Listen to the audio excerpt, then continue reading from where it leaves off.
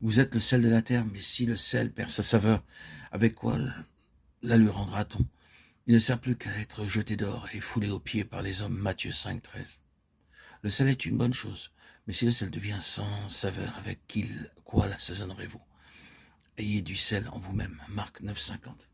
Nous revenons au livre de Néhémie et nous désirons considérer avec la reconstruction de la muraille de Jérusalem, sous la conduite inspirée de Néhémie, un élément de plus qui englobe tout, un facteur que cette œuvre représente.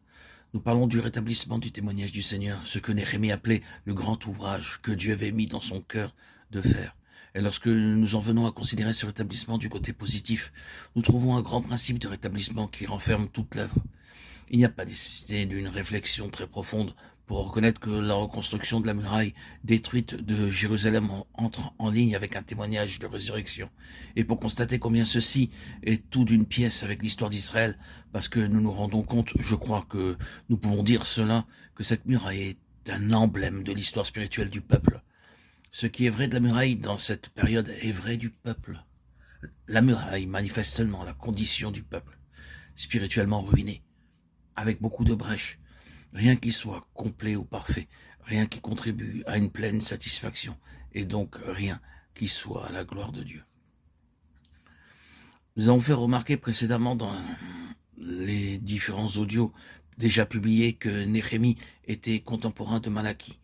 Or, les prophéties de Malachie nous donnent un compte-rendu très clair, quoique très terrible, de la condition spirituelle du peuple de Dieu en ce temps-là.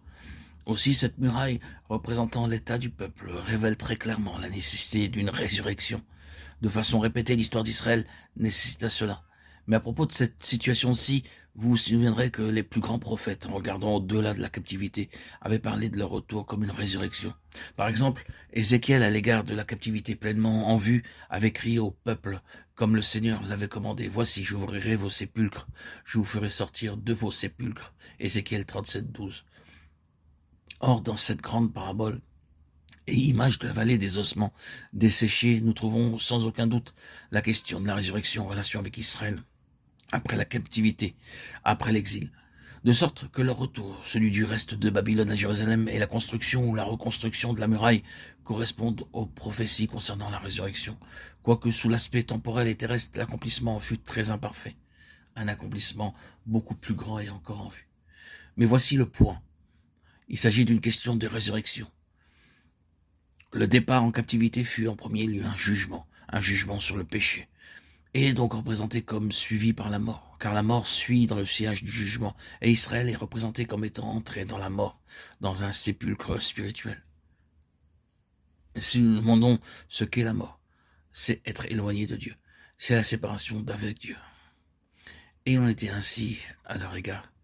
Ils étaient hors du lieu que Dieu avait désigné pour le recouvrement. Ils s'étaient éloignés du Seigneur. Et si s'être éloigné du Seigneur en guise de jugement représente quelque chose, c'est assurément la mort.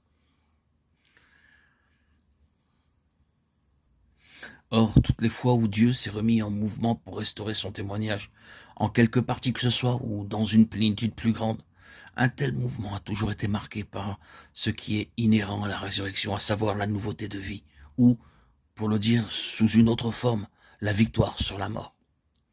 Il en a toujours été ainsi, et il en est toujours ainsi. Un mouvement de Dieu en relation avec son témoignage, dans une plénitude plus grande, a toujours le caractère d'une résurrection, la nature d'une vie nouvelle.